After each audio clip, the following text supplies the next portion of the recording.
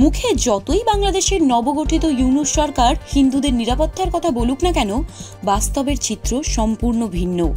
পুজোর আগে বাংলাদেশের একাধিক স্থান থেকে দুর্গা প্রতিমা ভাঙচুরের খবর পাওয়া যাচ্ছে।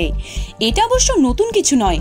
বাংলাদেশের প্রতি বছরই পূজার আগে প্রতিমা ভাঙচুরের উৎসব শুরু হয়ে যায়। এবার নতুন করে তালিকায় যুক্ত হলো হুমকি চিঠি। এবার বাংলাদেশের পুজো উদ্যোক্তাদের টার্গেট করেছে মৌলবাদীরা। পুজো করতে হলে জামাতকে দিতে হবে 5 লাখ টাকা, না হলে পুজো উদ্যোক্তাদের কচু কাটা করার হুমকি দেওয়া হয়েছে। একাধিক দুর্গাপূজা কমিটিকে 5 লাখ টাকা দেওয়ার হুমকি দেওয়া হয়েছে।